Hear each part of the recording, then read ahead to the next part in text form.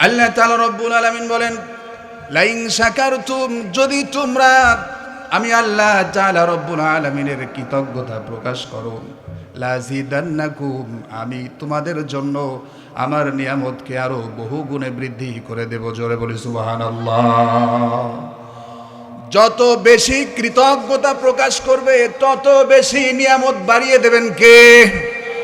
যত বেশি কৃতজ্ঞতা প্রকাশ করবেন তত বেশি নিয়ামত আল্লাহ তাআলা বাড়িয়ে দেবেন। জোরে বলি সুবহানাল্লাহ। আল্লাহর কি কোনো অভাব আছে? আল্লাহর কোনো অভাব নাই। আল্লাহ বলেন, আমার কাছে চাও, আমি তোমাদেরকে আমার নিয়ামতগুলোকে বাড়িয়ে দেব। আর খবরদার খবরদার, তোমরা আমার সাথে আমার নাফরমানি করবে না, আমার নিয়ামত ভক্ষণ করবে আর আমার বিরোধিতা করবে না। নিয়ামতের কৃতজ্ঞতা প্রকাশ করবে।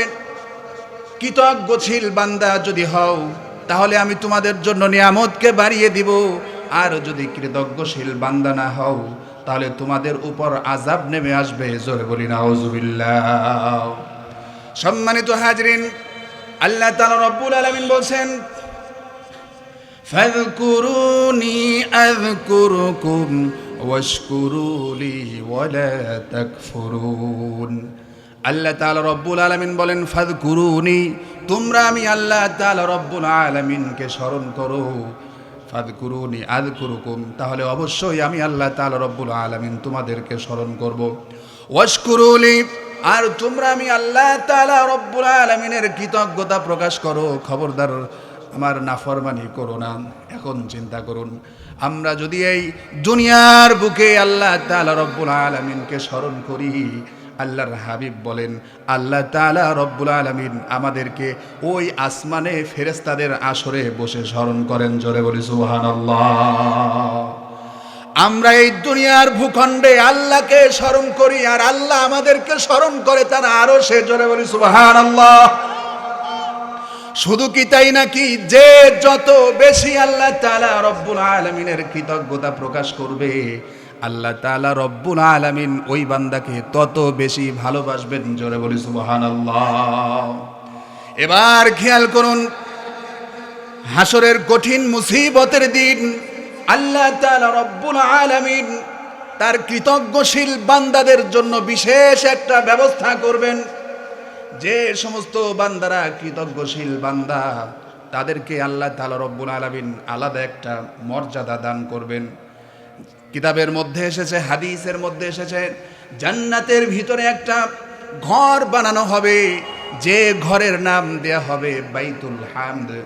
আল্লাহ তাআলা রব্বুল আলামিন তার বান্দাদেরকে, যে সমস্ত বান্দারা দুনিয়াতে সুখে দুঃখে বিপদে আপদে সর্ব অবস্থায় আল্লাহ তাআলার কৃতজ্ঞতা প্রকাশ করেছে, আল্লাহর শুকর গুজার করেছে। ভাই কেমন আছো? অসুস্থ থাকার পরেও বলছে আলহামদুলিল্লাহ। ভাইয়ের পেটে খাবার নাই তাও বলেছে আলহামদুলিল্লাহ। স্বামী স্ত্রীকে জিজ্ঞেস করেছে, বলছে আলহামদুলিল্লাহ। কিভাবে চলছো? আলহামদুলিল্লাহ। দুঃখে আছে সুখে আছে অভাব অনটনে আছে, সর্ব অবস্থায় যখন সে আল্লাহর কৃতজ্ঞতা প্রকাশ করেছে, এমন বান্দাদের জন্য আল্লাহ তাআলা রব্বুল আলামিন জান্নাতের ভিতরে একটা ঘর নির্মাণ করবেন, যার নাম দেওয়া হবে বাইতুল হামদ। ঘরের নাম কি? বাইতুল হামদ। এই বাইতুল হামদ ঘর নির্মাণ করার পর জান্নাতীদেরকে ওই বাইতুল হামদ নামক ঘরের ভিতরে প্রবেশ করানো হবে। এই ঘরের ভিতরে প্রবেশ করার পর জান্নাতীরা আর ওই ঘর থেকে বের হতে চাইবে না। আল্লাহ তাআলা রব্বুল আলামিন বলবেন, ও আমার বান্দা, আমার এই ঘরকে কি তোমার খুব বেশি পছন্দ হয়ে গেছে নাকি? বান্দারা বলবেন, আল্লাহ তাআলা, এত সুন্দর ঘর তুমি আমাকে দিয়েছো, এই ঘরটা আমার খুব পছন্দ হয়েছে। আল্লাহ, তুমি আমাকে এই ঘর থেকে আর বাইর করে দিও না। আল্লাহ তাআলা রব্বুল আলামিন বলেন, ও আমার বান্দা, দুনিয়াতে তুমি সুখে দুঃখে সর্ব অবস্থায় আমার কৃতজ্ঞতা প্রকাশ করেছিলে, এই কারণে এই সুন্দর ঘরকে আমি তোমার জন্য নির্মাণ করেছি আর এর নাম দিয়ে দিয়েছি বাইতুল হামদ।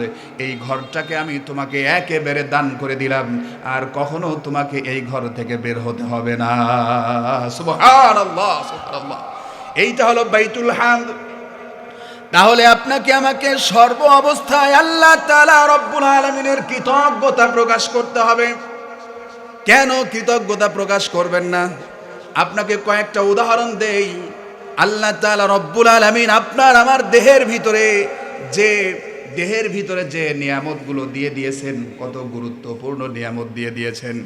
এই যে দৃষ্টি শক্তি, এই দৃষ্টি শক্তিটা যদি আল্লাহ তাআলা রব্বুল আলামিন কেড়ে নেন, তাহলে শত চেষ্টা করলেও, কোটি কোটি টাকা খরচ করলেও এই দৃষ্টি শক্তি আমরা আর কখনো ফিরে পাবো না। ঠিক কি না? এইটা কে দিয়েছেন? কে দিয়েছেন? কে দিয়েছেন? আল্লাহ তাআলা রব্বুল আলামিন দিয়েছেন। আপনার দেহের মধ্যে আল্লাহ তাআলা রব্বুল আলামিন, চিকিৎসা বিজ্ঞান বলছে আপনার দেহের মধ্যে আল্লাহ তাআলা রব্বুল আলামিন একটা হার্ট দিয়েছেন। কি দিয়েছেন? হার্ট দিয়েছেন, যেটাকে আমরা হৃৎপিণ্ড বলি। এই হৃৎপিণ্ডটার কাজ কি? জন্ম থেকে শুরু করে মৃত্যু পর্যন্ত এই হৃৎপিণ্ডটা ধুকপুক ধুকপুক করছে। বুকের ভিতরে আপনি দিয়ে বুকের সাথে ধরে দেখেন, মনে হবে যে আপনার বুকের ভিতরে একটা বড় মিল ফ্যাক্টরি চলতেছে। ঠিক কিনা? ডাক্তারের কাছে গিয়ে দেখেন, ডাক্তার যেটা কানের সাথে ধরে দেখে, তার কানের থেকে খুলে আপনি কানে দিয়ে দেখেন, আপনার বুকে ধরে দেখেন, মনে হবে যে বুকের ভিতরে একটা মেশিন চলতেছে। এই মেশিনটা আল্লাহ তাআলা তখন ফিট করে দিয়েছেন, আমি এইটাকে বলে রাখি জেনারেটর বলি। এই হৃৎপিণ্ড জেনারেটর আল্লাহ তাআলা আপনার বুকের ভিতরে দিয়ে দিয়েছেন। যতদিন পর্যন্ত এই জেনারেটর চলতে থাকবে, ততদিন পর্যন্ত আপনি বেঁচে থাকবেন। জেনারেটর চলা বন্ধ হবে, আপনার মৌত হয়ে যাবে। ঠিক কি না? এখন বলেন, ঠিক আছে, সব বুঝলাম, এই জেনারেটর এভাবে চলতেছে কেন? তার কাজ কি? এই হৃৎপিণ্ডটা, হাড়ের কাজ কি? চিকিৎসা বিজ্ঞান আজকে বলতেছে এই হাড়ের কাজ হলো প্রতি 24 ঘন্টায়, একবার নয়, দুইবার নয়, প্রতি 24 ঘন্টায় এই হাড়টা 1 লক্ষ বার সংকোচন এবং সম্প্রসারণ হয়। কতবার? প্রতি 24 ঘন্টায় 1 লক্ষ বার সংকোচন এবং সম্প্রসারণ হচ্ছে এই হাড়টা। এরপরে এই সংকোচন এবং সম্প্রসারণের মাধ্যমে কাজ কি হচ্ছে? চিকিৎসা বিজ্ঞান বলছে 7,500 লিটার রক্ত পরিশোধন করে আপনার শরীরের মধ্যে উঠানামা করায়। শরীরের মাথা থেকে শুরু করে পা পর্যন্ত আপনার সর্ব অঙ্গে রক্ত প্রবাহিত করে দেয়। যে অঙ্গে রক্ত প্রবাহিত হয় না, ওই অঙ্গটা একেবারে ড্যামেজ হয়ে যায়, প্যারালাইসিস হয়ে যায়। এজন্য এই হাড় শরীরের সর্ব অঙ্গে রক্ত প্রবাহিত করে দেয়, যার কারণে আমাদের সর্ব অঙ্গ সতেজ থাকে। জোরে বলি সুবহানাল্লাহ। কিডনির দিকে যদি খেয়াল করেন, চিকিৎসা বিজ্ঞান বলছে কিডনির মধ্যে 10 থেকে 12 লক্ষ ছাঁকনি রয়েছে। আমাদের কিডনির মধ্যে 10 থেকে 12 লক্ষ ছাঁকনি রয়েছে এক একটা কিডনির মধ্যে। যাদের কিডনিগুলোর ড্যামেজ হয়ে যায় তাদেরকে ডায়ালিসিস করতে হয়। ডায়ালিসিস না করলে মানুষকে বাঁচানো কখনোই সম্ভব হয় না। অথচ আল্লাহ তাআলা আমাদের পেটের মধ্যে যে 2টা কিডনি দিয়েছেন, রাত দিন 24 ঘন্টা আমাদের রক্তকে এই কিডনি ডায়ালিসিসের কাজ করতেছে। জোরে বলি সুবহানাল্লাহ। সুতরাং আপনাকে আল্লাহর কৃতজ্ঞতা প্রকাশ করতেই হবে। চিকিৎসা বিজ্ঞান বলছে এই কিডনি প্রতিদিন 150 লিটার রক্ত পরিশোধন করে। প্রতিদিন 150 লিটার আমাদের রক্ত চলে যাচ্ছে কিডনির মধ্য দিয়ে, আবার বার হচ্ছে। বারবার করে এই রক্ত পরিশোধন হওয়ার পর 24 ঘন্টায় প্রায় 150 লিটার রক্ত পরিশোধন করে 1 থেকে 1.5 লিটার অথবা 3 লিটার পর্যন্ত বজ্র পদার্থ পেশাব আকারে বের করে দিয়ে সর্বদা আপনাকে সুস্থ রাখার ব্যবস্থা করে দিয়েছেন আল্লাহ তাআলা। জোরে জোরে বলি সুবহানাল্লাহ। সুতরাং অবশ্যই আপনাকে আল্লাহর কৃতজ্ঞতা প্রকাশ করতে হবে। যে নিয়ামত আল্লাহ তাআলা আমাকে আপনাকে দিয়েছেন, যে দেহটা দিয়েছেন, এই নিয়ামতের কৃতজ্ঞতা আদায় করে কখনোই শেষ করা যাবে না। ঠিক কিনা? সম্মানিত হাজরিন, সুতরাং আল্লাহ সুবহানাহু ওয়া তাআলা আপনাকে দুনিয়াতে প্রেরণ করেছেন এমনি এমনি, কিন্তু আল্লাহ তাআলা রব্বুল আলামিন আপনাকে দুনিয়াতে প্রেরণ করেন নাই। আমরা দুনিয়াতে যা কাজ করি তার প্রত্যেকটা কাজের একটা উদ্দেশ্য থাকে। সাধারণ আমরা মানুষ যা করি তার একটা উদ্দেশ্য থাকে। আল্লাহ তাআলা আমাদেরকে দুনিয়াতে প্রেরণ করেছেন, আল্লাহ তাআলারও একটা বড় উদ্দেশ্য রয়েছে, ঠিক কিনা? আল্লাহর উদ্দেশ্য আছে না? আল্লাহ তাআলারও উদ্দেশ্য আছে। উদ্দেশ্যবিহীন কোনো কাজ হয় না।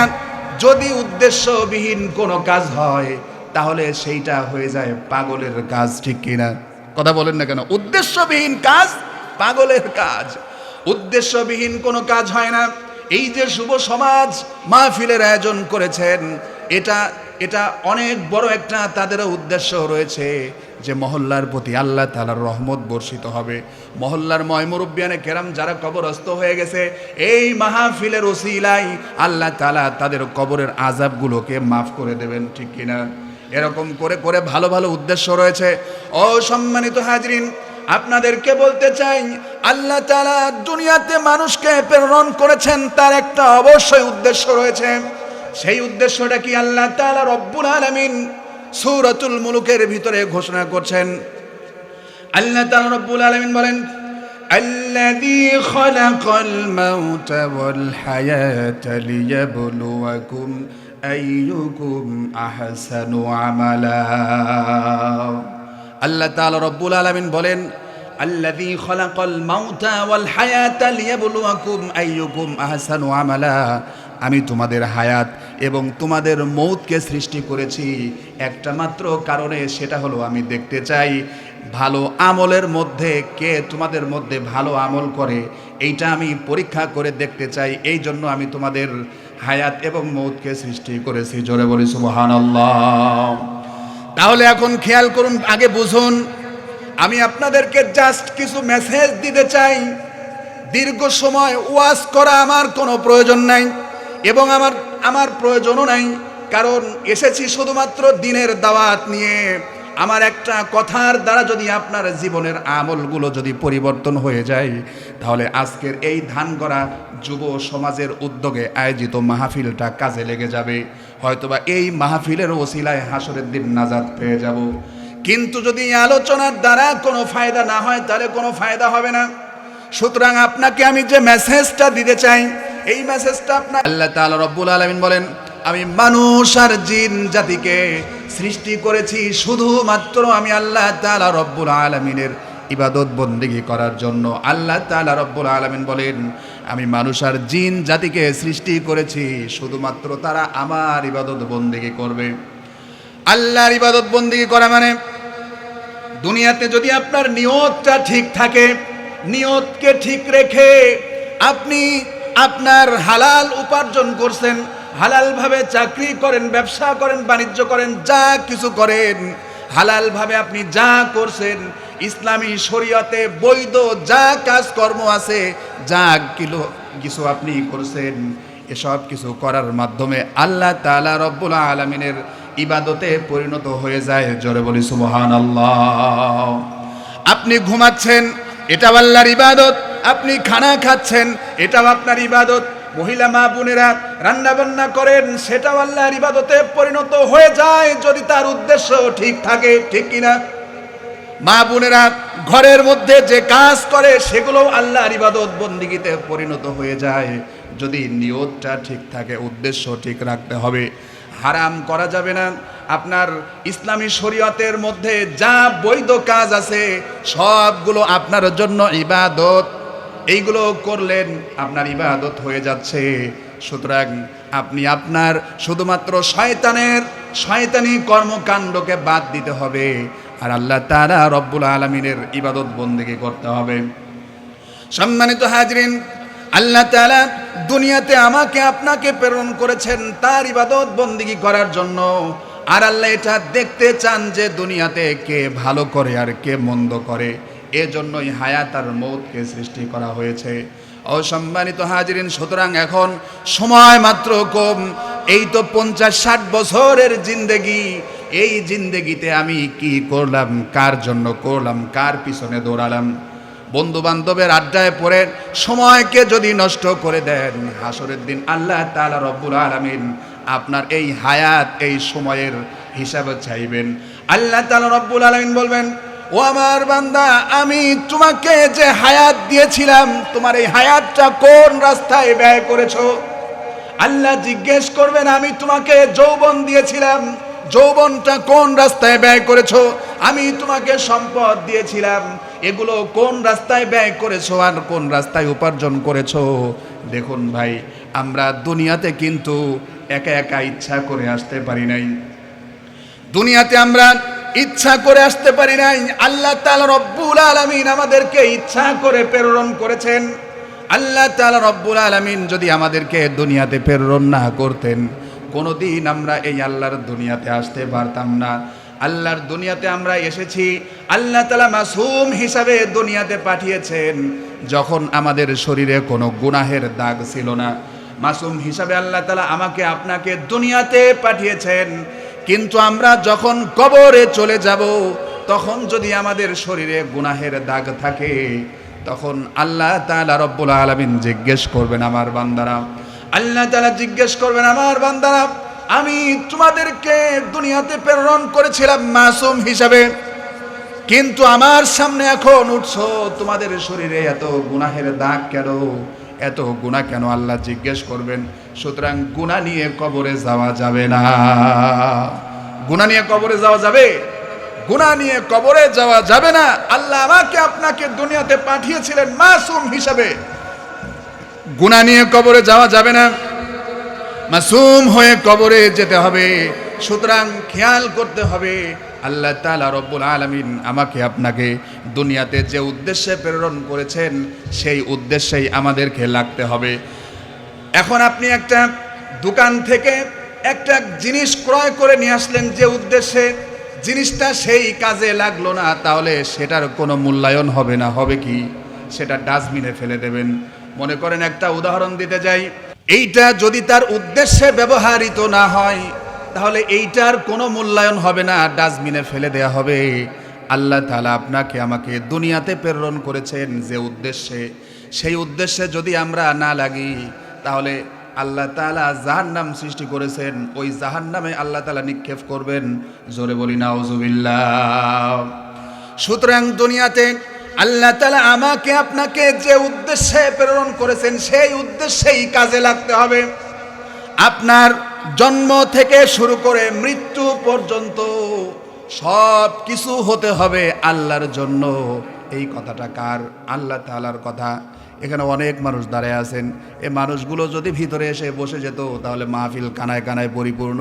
সম্মানিত হাজরিন, আপনার আমার জন্ম থেকে শুরু করে মৃত্যু পর্যন্ত যা হবে সব কিছু হতে হবে আল্লাহর জন্য। কার জন্য? আল্লাহর জন্য হতে হবে। আল্লাহ তাআলা রব্বুল আলামিন বলেন, আল্লাহ তাআলা বলেন, কুল ইন্না সলাতি ওয়া নুসুকি ওয়া মাহইয়ায়া ওয়া মামাতি লিল্লাহি রাব্বিল আলামিন।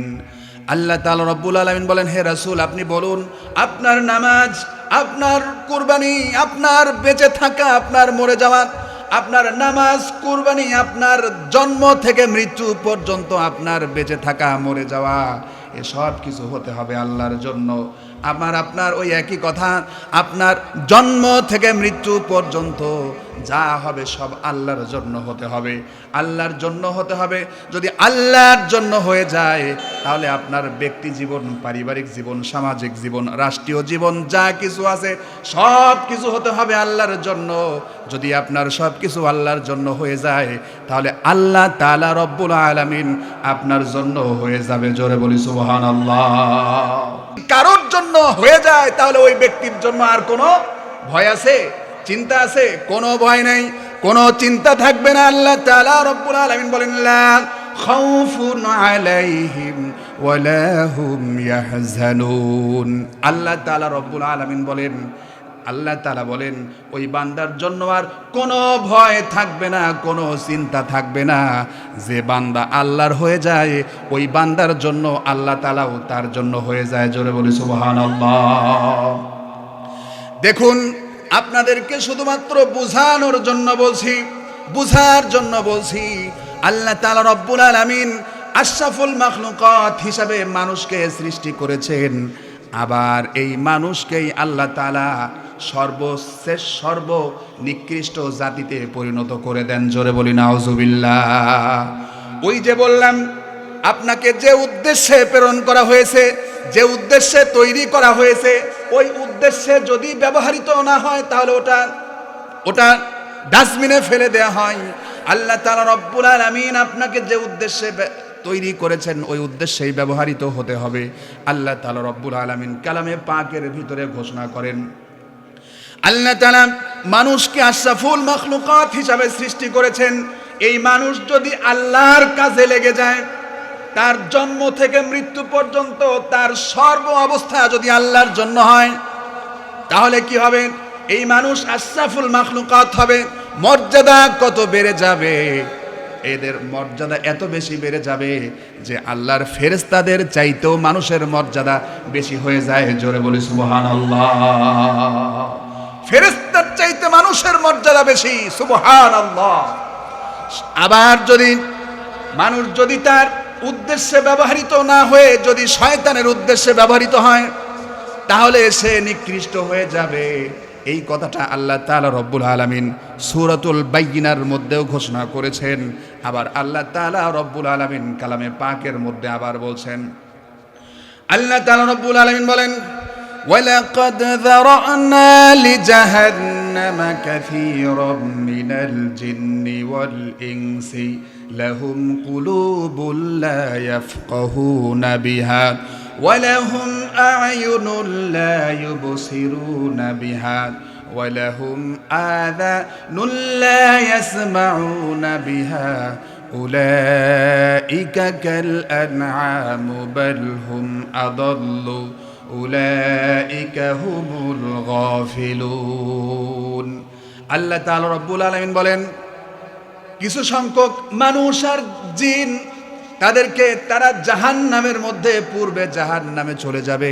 তার কারণ হলো আল্লাহ তাআলা রব্বুল আলামিন বলেন, আমি মানুষদেরকে চোখ দিয়েছি, নাক দিয়েছি, কান দিয়েছি। শুধু তাই নয়, আমি মানুষকে আরো ব্যতিক্রম কিছু দিয়েছি। আমি মানুষকে চক্ষু দিলাম দেখার জন্য, এরপরে আমি তাকে শ্রবণ শক্তি দিলাম শোনার জন্য, এরপরে আমি তাকে কলব দিয়েছি, বিবেক দিয়েছি, যেটা আমি অন্য কোনো পশুর মধ্যে দেই নাই। বিবেকটা মানুষের মধ্যে দিয়েছি। মানুষকে চক্ষু দিলাম, শ্রবণ শক্তি দিলাম, তারপরে তাকে বিবেক দিলাম, বুদ্ধি দিলাম। বিবেক বুদ্ধি থাকার পরেও যারা তাদের আসল উদ্দেশ্য বুঝতে পারলো না, দুনিয়াতে জঙ্গলি জানোয়ারের মতো চলাফেরা করলো, তারা তো বালহুম আদাল্লু উলাইকা হুমুল গাফিলুন। জোরে বলি নাউজুবিল্লাহ। আপনাকে দুনিয়াতে গরুরও চোখ আছে, গরুরও কান আছে, গরুর মতো চলা যাবে না, ওর কিন্তু বিবেক নাই। কিন্তু আল্লাহ আপনাকে বিবেক দিয়েছেন, আপনাকে বিবেক খাটায়া বুদ্ধি খাটায়া চলতে হবে। কারণ আল্লাহ তাআলা 50 বছরের জিন্দেগি দিয়েছেন। এই জিন্দেগি শেষ হয়ে যাবে। আজ থেকে 100 বছর আগে যারা ছিলেন তারা কিন্তু এখন নাই। 100-150 বছর আগে যারা ছিলেন তারা কিন্তু এখন নাই। আমরা এখন বেঁচে আছি। আগামী 100-150 বছর পরে আমরা এখানে ছোট থেকে বড় যা আছি কেউ থাকবো না, ঠিক কিনা? থাকবো? কেউ থাকবো না। এই ঘটনাটা সুন্দর করে আল্লাহ তাআলা সূরাতুল কাহফের মধ্যে তুলে ধরেছেন। আসহাবে কাহফের 7 জন যুবক মতান্তর রয়েছে। 7 জন যুবক গিয়েছিলেন বাদশাহ দাকিয়ানুসের কাছে, গিয়েছিলেন দ্বীনের দাওয়াত দেওয়ার জন্য। দ্বীনের দাওয়াত দেওয়ার জন্য গেলেন। তাদেরকে পাকড়াও করবেন, নানান প্রকারে তাদের হয়রানি করা হবে। লম্বা ঘটনার দিকে যাব না। শেষ পর্যন্ত তারা চলে আসলেন, আল্লাহর কাছে সাহায্য চাইলেন। আল্লাহ তাআলা সাহায্য করে দিলেন, সাহায্য করলেন। তারা গর্তের ভিতরে পাহাড়ের গুহায় চলে গেলেন, ঘুমিয়ে পড়লেন। কোন ফাঁকে 300 বছর পার হয়ে গেছে, কেউ টের পায় নাই। জোরে বলি সুবহানাল্লাহ। এক ঘুমে কয় বছর? 300 বছর পার হয়ে গেছে। হঠাৎ করে ঘুম ভেঙে যায়। ঘুম ভাঙার পরে একজন বলে এই তো মনে হয় 5 দিন ঘুমাইছি, আর একজন বলে 7 দিন, আর একজন বলে 10 দিন না, 1 মাস না, 2 মাস না, 1 বছর না, 2 বছর। এইরকম করতে করতে চিন্তা করতে লাগলো। তারা যখন তাদের নিজেদের শরীরের দিকে লক্ষ্য করতে লাগলো, কতদিন ঘুমাইলাম, দেখে যে তাদের মাথার চুলগুলো বড় হয়ে গেছে, তারপরে চোখের ভুরু বড় হয়ে গেছে, হাতের নখগুলো এত বড় বড় হয়ে গেছে। তারা চিন্তাও করতে পারছে না যে কত বছর তারা ঘুমিয়ে আছেন, কত বছর ঘুমিয়ে আছে। শেষ পর্যন্ত যখন তাদের পেটে ক্ষুধা লেগেছিল, তারা যখন তাদের কাছে যে টাকাটা ছিল ওইটা নিয়ে যখন বাজারে গেলেন, বাজারে যাবার পর ওই বাজারের কাউকেই তিনি চিনতেছিলেন না। কারণ চিনবে কিভাবে? 300 বছর পরে যদি আমাদের এই মহল্লায় কেউ আসে, 300 বছর আগে এই মহল্লায় যারা বসবাস করেছে, এখন যদি তারা আসে, কাউকে কি চিনা যাবে? চিনা যাবে না, চিনবেও না, আপনারাও চিনবেন না, তারাও চিনবে না। তারাও মনে করবে যে এ আবার কোন দেশে আসলাম যে কাউকে চিনি না। এইরকমই ঘটনা ঘটেছিল। তারপরে যে কথা বলছিলাম যে শুধুমাত্র উদাহরণটা দিলাম, আগামী 100 বছর পরে ছোট থেকে বড় আমরা কেউই থাকবো না।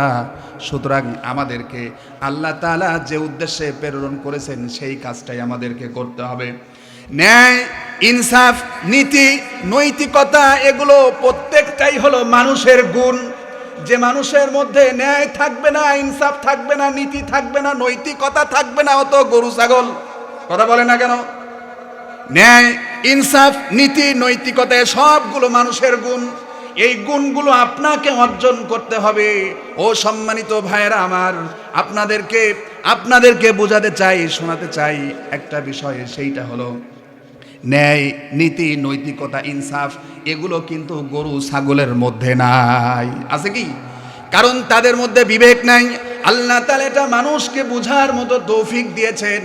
ন্যায়, নীতি, নৈতিকতা, ইনসাফ এটা আল্লাহ তাআলা রব্বুল আলামিন দুনিয়া সৃষ্টি করার সাথে সাথেই আল্লাহ তাআলা রব্বুল আলামিন সৃষ্টি করে দিয়েছেন। জোরে বলি সুবহানাল্লাহ।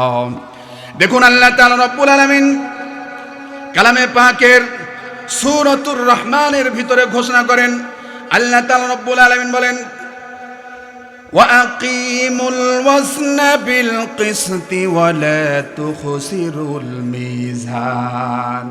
আল্লাহ তাআলা রব্বুল আলামিন ওয়া আকিমুল ওয়াজনা বিল কিসতি ওয়া লা তুখসিরুল মিজান। আল্লাহ তাআলা একটা মিজান তৈরি করে দিয়েছেন। এটা ন্যায়, নীতি, নৈতিকতা, ইনসাফ, ওজন তৈরি করে দিয়েছেন, মিজান তৈরি করে দিয়েছেন। এটার অর্থ হলো ন্যায়, ইনসাফ, নীতি, নৈতিকতা, ওজন। এই ওজনে কেউ কম দেয়া যাবে না, ওজনে কম দেয়া যাবে না। এই ওজনটা আপনাকে মাপা হবে। দুনিয়াতে আপনি যেটা দিয়ে আপনি ওজন নির্ধারণ করেন না কেন, আল্লাহ তাআলা হাসরের দিন মিজান খাড়া করবেন। ওই মিজানে আপনার নেকি আর বদিকে ওজন করা হবে। হাসরের দিন নেকি আর বদি আল্লাহ তাআলা রব্বুল আলামিন ওজন করবেন। নেকের পাল্লা যদি ভারী হয়ে যায় তাহলে জান্নাত, আর নেকের পাল্লা যদি হালকা হয়ে যায়, আর গুনাহের পাল্লা যদি ভারী হয়ে যায় তাহলে জাহান্নাম হয়ে যাবে। জোরে বলি নাউজুবিল্লাহ। সম্মানিত হাজিরিন, যে কথা বলছিলাম, সুতরাং আল্লাহ তাআলা আপনাকে দুনিয়াতে পাঠিয়েছেন, আর আপনার রোল মডেল হিসাবে আপনি কার অনুসরণ করবেন, কিভাবে চলবেন, এসব কিছু আল্লাহ তাআলা রব্বুল আলামিন দেখায় দিয়েছেন বিশ্বনবী জনাবে মুহাম্মদুর রাসূলুল্লাহ সাল্লাল্লাহু আলাইহি ওয়াসাল্লামের মাধ্যমে। জোরে বলি সুবহানাল্লাহ। চলে যান আয়ামে জাহিলিয়াতের যুগে, যে যুগের মানুষের কোনো জ্ঞান কাণ্ড ছিল না। চুরি, ডাকাতি, ধর্ষণ, জেনা, ব্যভিচার সব কিছুতে সমাজে ছিল সয়লাভ।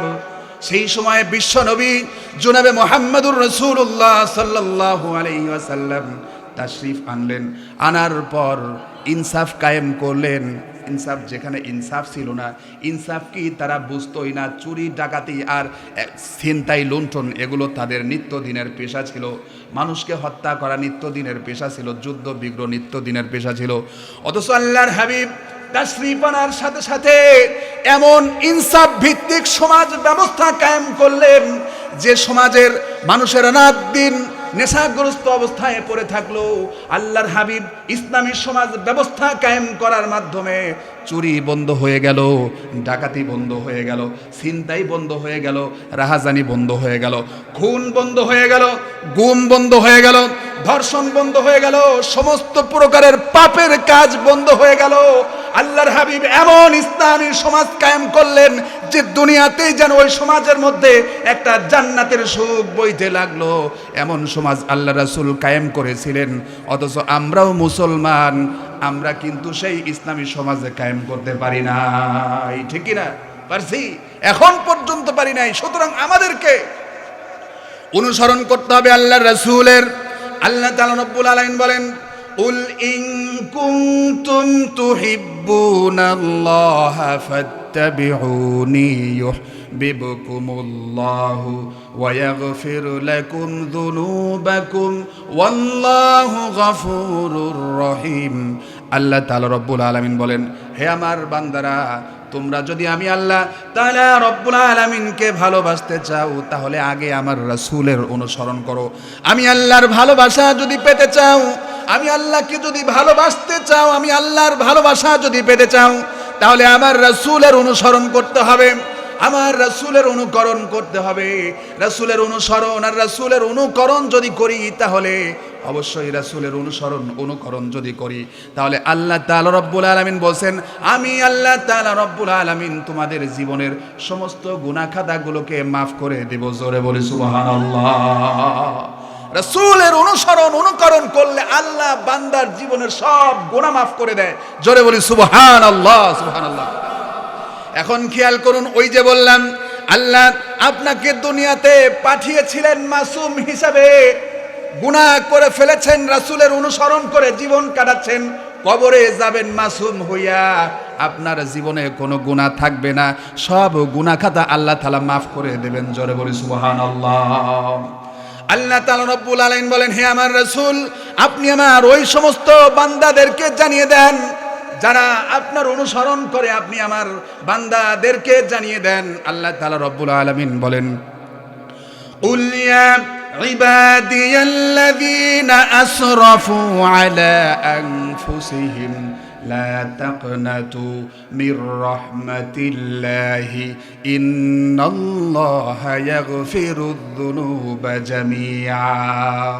আল্লাহ তাআলা রব্বুল আলামিন বলেন, হে আমার রাসূল, আপনি আমার বান্দাদেরকে জানিয়ে দিন যারা তাদের নফসের উপর জুলুম করেছে, গুনাহ করেছে, ভুল করেছে, তারা যেন আমার রহমত থেকে নৈরাশ হয়ে না যায়, তারা যেন আমার রহমত থেকে নৈরাশ হয়ে না যায়, তারা যেন আমার কাছে ফিরে আসে, আমার কাছে যেন তওবা করে, মাফ চায়, ইস্তেগফার করে। যদি তারা আমার কাছে ফিরে আসে, তওবা করে, মাফ চায়, তাহলে ইন্নাল্লাহা ইয়াগফিরুয যুনুবা জামিআ, নিশ্চয় আমি আল্লাহ তাআলা রব্বুল আলামিন তাদের জীবনের সব গুনাহ খাতাগুলোকে মাফ করে দিব। জোরে বলি সুবহানাল্লাহ। আপনাকে আল্লাহর কাছে মাফ চাইতে হবে, ক্ষমা চাইতে হবে। আল্লাহ রাসূল প্রতিদিন কিতাবের মধ্যে আসে, ও মুসলমান ভাইরা, ও পর্দার আড়ালের মা বোনেরা, খেয়াল করে শুনুন, আল্লাহ রাসূল যার জীবনে বিন্দু পরিমাণ কোনো গুনাহ ছিল না, সেই রাসূল হযরতে আবু হুরায়রা রাদিয়াল্লাহু তাআলা আনহু তিনি বলছেন, আল্লাহ রাসূল তিনি প্রতিদিন কমপক্ষে ৭০ থেকে ১০০ বার তওবা করতেন, ইস্তেগফার করতেন, কিন্তু আমি আপনি গুনাহগার হওয়ার পরেও দিনের মধ্যে একবারও ইস্তেগফার করার কথা মনে থাকে না, ঠিক কি না? মনেই থাকে না। ইস্তেগফার করতে হবে, তওবা করতে হবে। তওবা শিখাচ্ছেন আল্লাহ রাসূল, তওবা শিখাচ্ছেন, তওবা করো। দেখুন কত সুন্দর করে শিখাচ্ছেন, আল্লাহুম্মা আনতা রব্বি লা ইলাহা ইল্লা আনতা খলাকতানি ওয়া আনা আবদুকা ওয়া আনা আলা আহদিকা ওয়া ওয়াদিকা মাস্তাতাতু আউযু বিকা মিন শাররি মা সানাতু আবু লাকা বিনি'মাতিকা আলাইয়া ওয়া আবু লাকা বিযামবি ফাগফিরলি ফাইন্নাহু লা ইয়াগফিরুয যুনুবা ইল্লা আনতা। এই ইস্তেগফার, তওবাতুল ইস্তেগফার, সাইয়্যিদুল ইস্তেগফার, আল্লাহর হাবিব বলেন, কেউ যদি সকাল বেলায় ফজরের পর ফজর নামাজ পড়ার পরে কেউ যদি এই সাইয়্যিদুল ইস্তেগফার পাঠ করে আর সারা দিনের মধ্যে যদি হঠাৎ করে সে মারা যায়, আল্লাহ তাআলা তার জীবনের সব গুনাহ খাতা মাফ করে জান্নাত দিয়ে দেন। জোরে বলি সুবহানাল্লাহ। এই সাইয়্যিদুল ইস্তেগফার। আবার যদি কেউ মাগরিবের নামাজ আদায় করার পর সাইয়্যিদুল ইস্তেগফার পড়েন, এশার নামাজ আদায় করে ঘুমিয়ে পড়লো, ঘুমন্ত অবস্থায় যদি সে মারা যায়, তাহলে আল্লাহ রাসূল বলেন আল্লাহ তাআলা তার জীবনের সব গুনাহ মাফ করে জান্নাত পাঠিয়ে দেবেন। জোরে বলি সুবহানাল্লাহ। সুতরাং আমল আপনাকে করতে হবে। আল্লাহ রাসূল শিখাচ্ছেন যদি তুমি জাহান্নাম থেকে বাঁচতে চাও আল্লাহর কাছে ফরিয়াদ করো, আল্লাহুম্মা আজিরনা মিনান নার, আল্লাহুম্মা আজিরনি মিনান নার বলে বলে আল্লাহর কাছে বলো, আয় আল্লাহ তাআলা তোমার জাহান্নামের শাস্তি থেকে তোমার কাছে আশ্রয় প্রার্থনা করছি। আল্লাহর হাবিব বলেন, কোনো বান্দা যদি প্রতিদিন সকাল সন্ধ্যায় 7 বার করে এই দোয়াটা পাঠ করে, আল্লাহ তাআলা তার ওই বান্দাকে জাহান্নামের আগুন থেকে হেফাজত করবেন।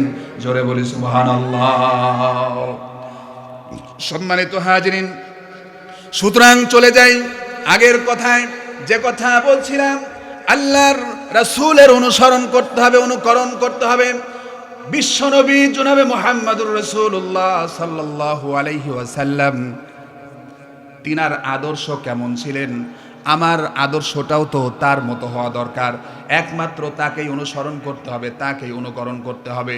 আমার নেতা তো বিশ্ব নবী মুস্তাফা।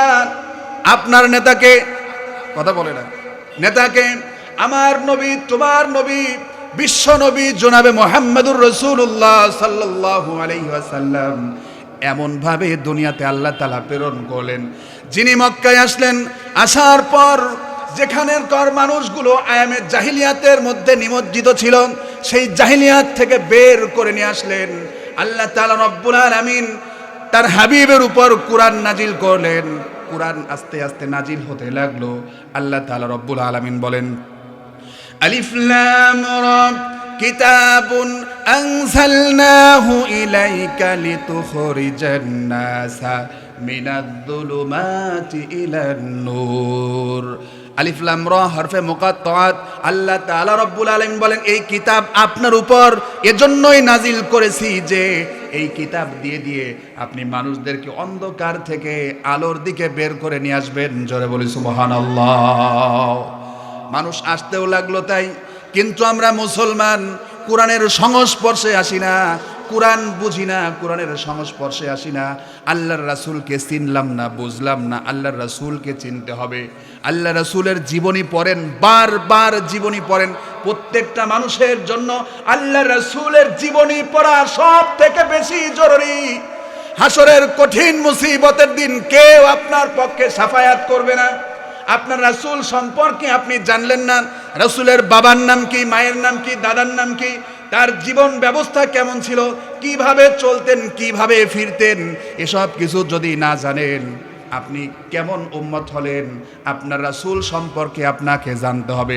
আপনার দলের নেতা সম্পর্কে আপনি এত বেশি জানেন, অনেক জানেন, কিন্তু লাভ নাই। কারণ কবরে তো আপনাকে জিজ্ঞেস করা হবে না আপনার দলের নেতার নাম কি ছিল, ঠিক কিনা? জিজ্ঞেস করা হবে? হবে না। আপনাকে জিজ্ঞেস করা হবে, মান রব্বুকা ওয়া মান দীনুকা ওয়া মান নাবিয়ুকা। তোমার রব কে, তোমার দিন কি, তোমার নবী কে? এই 3টা প্রশ্ন করা হবে। সুতরাং আপনার রাসূল সম্পর্কে আপনাকে জানতে হবে, তার আদর্শ সম্পর্কে জানতে হবে এবং সেই অনুযায়ী জীবন যাপন করতে হবে। বিশ্বনবী জনাবে মুহাম্মদুর রাসূলুল্লাহ সাল্লাল্লাহু আলাইহি ওয়াসাল্লাম সুন্দর সমাজ ব্যবস্থা কায়েম করলেন। চুরি ডাকাতি সব বন্ধ হয়ে গেল, জিনা ব্যভিচার পর্যন্ত বন্ধ হয়ে গেল। আল্লাহ রাসূল ইসলামী রাষ্ট্র ব্যবস্থা কায়েম করলেন, ইসলামী রাষ্ট্র মদিনা রাষ্ট্র ব্যবস্থা কায়েম করলেন।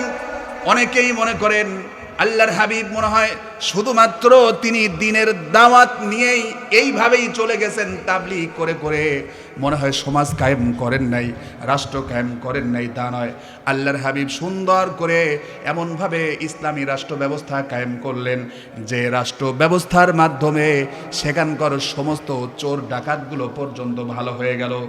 ইসলামী বিচার ব্যবস্থা, ইসলামী সমাজ ব্যবস্থা, ইসলামী এই সমস্ত যাবতীয় ব্যবস্থা যখন কায়েম হয়ে গেল, তখন এমন অবস্থা হলো যে একটা দরিদ্র মানুষ পর্যন্ত ওই সমাজে আর পাওয়া যায় নাই। জোরে বলি সুবহানাল্লাহ।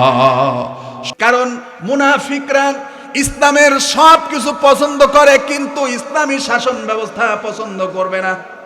আমি মুসলমান, আমি দাবি করলাম আমি মুসলমান, ভোটার আইডি কার্ডেও আমার নাম আছে মুসলমান হিসাবে, কিন্তু আল্লাহর খাতায় আমি মুসলমান কিনা এইটা আমাকে জানতে হবে, ঠিক কিনা?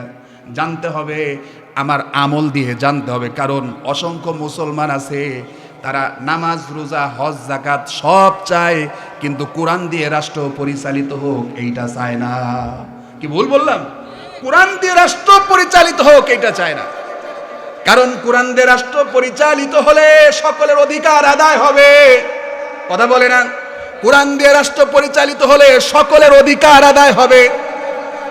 সম্মানিত হাজরিন, দেখুন যে যুগের মানুষ চোর ডাকাত বদমাইশ ছিল, সেই যুগে যখন কোরআন দিয়ে রাষ্ট্র পরিচালিত হলো ওই সময় নারীরা নির্বিঘ্নে রাতের অন্ধকারে পথ চলেছে। একজন ব্যক্তিরও সাহস হয় নাই তার ইফটিজিং করার কোনো সাহস হয় নাই, চোরের সাহস হয় নাই চুরি করতে। সব কিছু বন্ধ হয়ে শান্তি নেমে আসলো। সুতরাং আপনাকে কোরআনের সংস্পর্শে আসতে হবে। কোরআন দিয়ে, কোরআন যে এমন একটা সংবিধান, আল্লাহর কসম করে আমি বলি, এই কোরআন নামক সংবিধানকে যদি আপনি অপছন্দ করেন, এই কোরআন নামক সংবিধানকে যদি আপনি অপছন্দ করেন, আমি চাই এই কোরআন দিয়ে রাষ্ট্র পরিচালিত হোক। আমি চাই এই কোরআন দিয়ে আমার ব্যক্তি পরিচালিত হবেন, পরিবার পরিচালিত হবেন, সমাজ পরিচালিত হবে, রাষ্ট্র পরিচালিত হবে। কে বলে রে কোরআনে নাই? কোরআনে সব কিছু আল্লাহ তাআলা রব্বুল আলামিন দিয়ে দিয়েছেন, কোনো সন্দেহ নাই। সন্দেহ আছে? সন্দেহ আছে? কোরআনে কোনো সন্দেহ নাই। কোরআনে যা যা প্রয়োজন আল্লাহ তাআলা এই কোরআনের মধ্যে সব দিয়ে দিয়েছেন। এই কোরআনের মধ্যে আল্লাহ তাআলা পরিপূর্ণ জীবন ব্যবস্থা দিয়ে দিয়েছেন।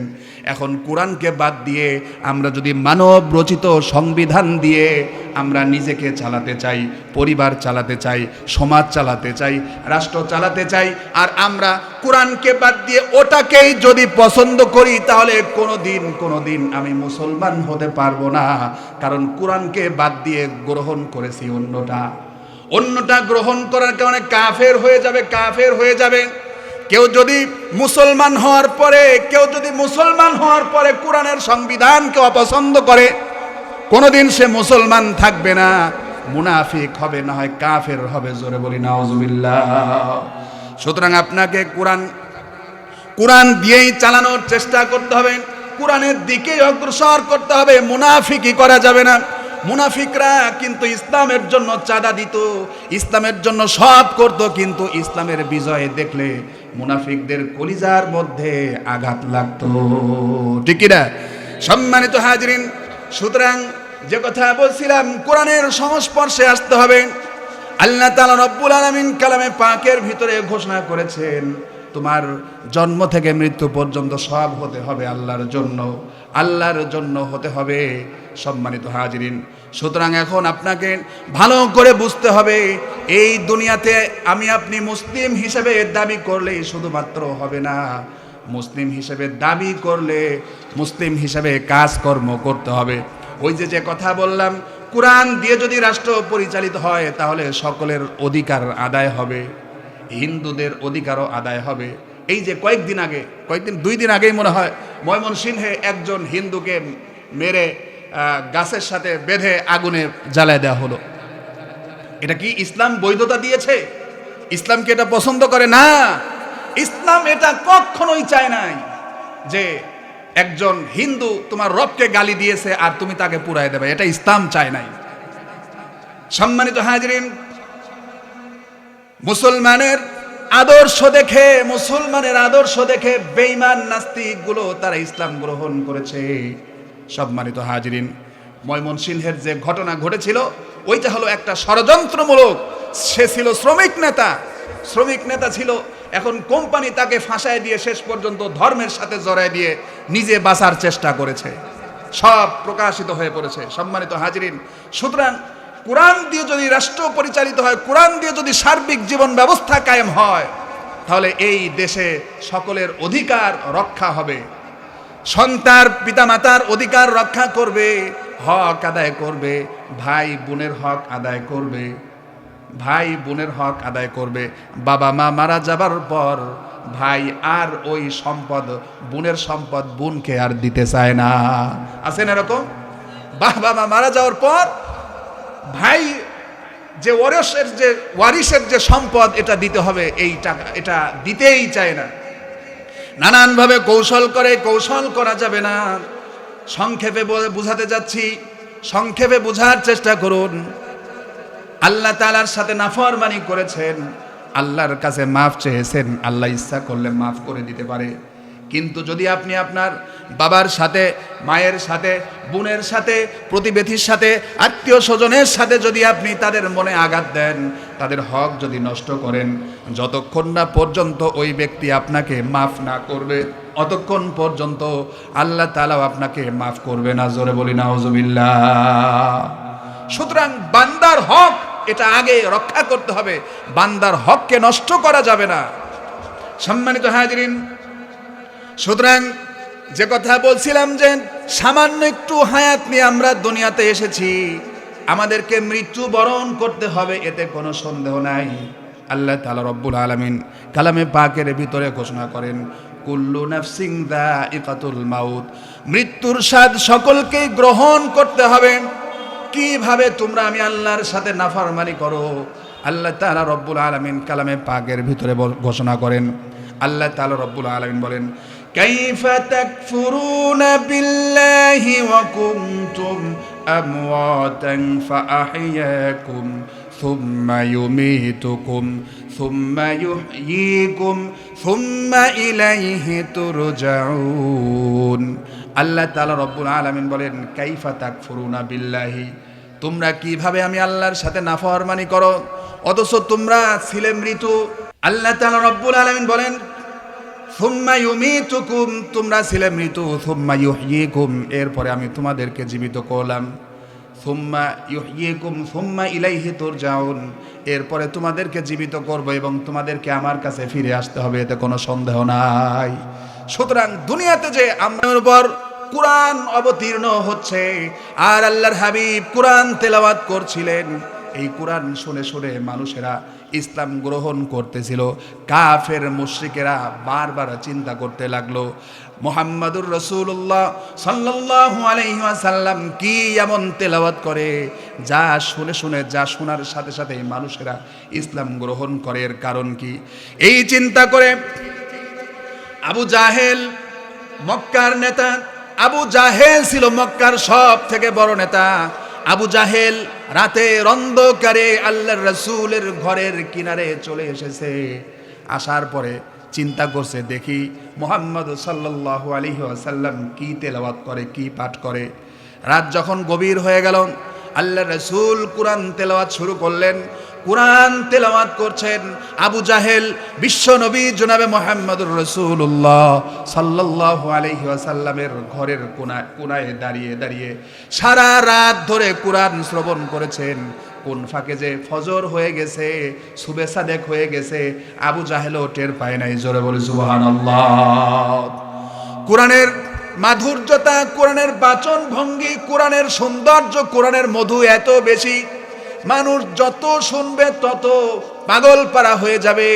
আবু জাহেল প্রথম দিন শুনলো, এরপরে চলে আসলো, আবার গেছে, এইভাবে করে বারবার কোরআন শোনার জন্য যখন যায়, আবু জাহেলের সাথে আবু লাহাব, উতবা, সাইবা, মক্কার বড় বড় কাফেরেরাও যাওয়া শুরু করলো।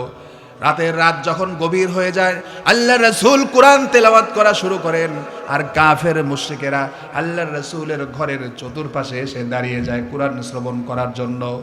এরকম চলতে চলতেই আবু জাহেল উঠে বলছে, আল্লাহর নামে শপথ করে বলি, লাত মানাতের কসম করে বলি। আবু জাহেল বলতেছে, এটা কোনোদিন কোনো মানুষের কথা হতে পারে না, এটা অবশ্যই কাবার মালিকের কথা। জোরে বলি সুবহানাল্লাহ।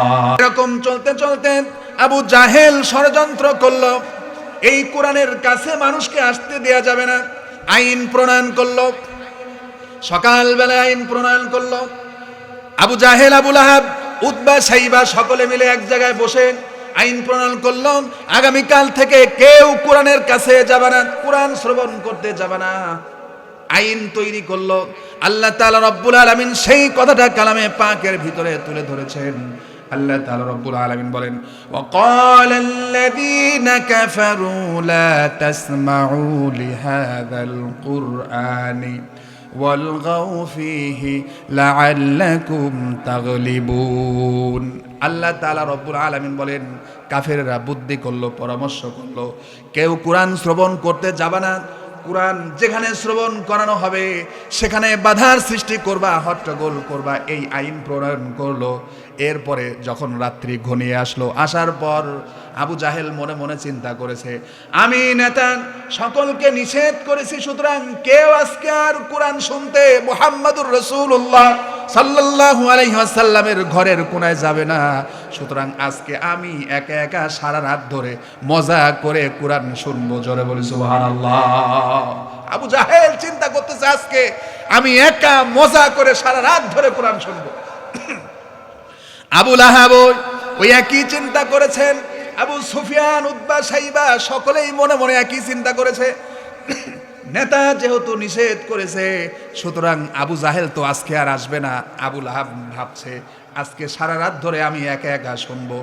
এরপরে আবু সুফিয়ানও তাই ভাবছে, কেউ যেহেতু আসবে না, আমি একা একা সারা রাত ধরে শুনবো। সকলেই এইটাই ভেবে রাত যখন গভীর হয়ে গেছে, আবু জাহেল চলে এসেছে। কিছুক্ষণ পরে আবু লাহাবও চলে এসেছে, আবু সুফিয়ান, উতবা, সাইবা সকলেই চতুর্পাশে চলে এসেছে। কোরআন তেলাওয়াত করছেন বিশ্ব নবী, যার উপরে কোরআন নাজিল হচ্ছেন, তিনি কোরআন তেলাওয়াত করছেন। চিন্তা করে দেখুন, এখন যার উপরে কোরআন নাজিল হচ্ছে আর তিনিই কোরআন তেলাওয়াত করেন, তাহলে সেই তেলাওয়াতের মাধুর্যটা কত। আমরা কারীরা যখন সুন্দর করে কোরআন তেলাওয়াত করে, মনে হয় যে বারবার কোরআন তেলাওয়াত করতে থাকুক আর আমরা শ্রবণ করতেই থাকি, ঠিক কি না? এত সৌন্দর্য এই যে সূরাতুল ফাতিহা দিয়ে জন্ম থেকে শুরু করে মৃত্যু পর্যন্ত নামাজ আদায় করি, কেউ কি কোনোদিন একটাবার বলেছে যে এই ফাতিহা শুনতে আর ভালো লাগে না? একথা কেউ বলেছে? কেউ বলে নাই। সুতরাং কোরআন শরীফ যতই শুনি ততই মধুর লাগে, ঠিক কিনা? যতই শুনবেন ততই মধুর লাগবে। বাড়ির মধ্যে কোরআন তেলাওয়াত করবেন। আগের মা বোনেরা বারবার কোরআন তেলাওয়াত করত, কিন্তু এখন কোরআন তেলাওয়াত শোনা যায় না। মুসলমানের বাড়ির পাশ দিয়ে সকালবেলা রওনা দিলে আগে কোরআনের গুনগুন শব্দ বের হতো, কিন্তু এখন এই মোবাইল আসার পরে কোরআন তেলাওয়াত বন্ধ হয়ে গেছে, ঠিক কি না? কোরআন তেলাওয়াত বন্ধ হয়ে গেছে। কোরআন তেলাওয়াত যদি আপনি আপনার ঘরের মধ্যে কোরআন তেলাওয়াত করেন, ওই ঘরের মধ্যে আল্লাহ তাআলা রব্বুল আলামিন বরকত দিয়ে দেবেন। যে ঘরে সূরাতুল বাকারা তেলাওয়াত করা হয়, ওই ঘরের থেকে জিন শয়তানগুলো দূরে চলে যায়। যে কথা বলছিলাম, পরের দিন সকলেই যখন আল্লাহ রাসূলের ঘরের চতুর্পাশে চলে এসেছেন, সারা রাত ধরে কোরআন শোনার পর যখন সকাল হওয়া ভাব হয়ে গেছে, আবু জাহেল তাড়াতাড়ি করে দৌড়ে পালানোর জন্য চেষ্টা করেছে। আমি তো নেতা, আমি তো নিষেধ করেছিলাম যে কেউ কোরআন শুনতে আসবি না, এখন আমি তো কোরআন শুনতে এসেছি, আর এইটা যদি জনগণ দেখে তাহলে তো আমার নেতামি শেষ, ঠিক কি না? আমি নিষেধ করেছি, আবার আমি এটা শুনতে এসেছি, এইটা যদি জনগণ দেখে তাহলে তো বিপদ। এই চিন্তা করে দৌড় দিয়েছে। তাড়াতাড়ি করে যাইতে গিয়ে আবু লাহাবের গায়ের সাথে ধাক্কা খেয়েছে। আবু লাহাব আবু সুফিয়ানের সাথে একজন আর একজনের সাথে ধাক্কা খেয়ে রাগের চোটে আবু জাহেল বলে উঠেছে, এই কে? আবু সুফিয়ান বলে, আমি আবু সুফিয়ান। তুমি কে? বলে, আমি আবু জাহেল। বলে, তুমি আসছো কেন? আবু সুফিয়ান বলে, আমি আসছি। তুমি তো নেতা, তুমি আসছো কেন? বলে যে চলো, আসলে তো এই কোরআন এটা এমন একটা জিনিস, এটা আসলে এমন একটা জিনিস, এর থেকে মানুষকে আমরা যত বিরত রাখতে চাই না কেন,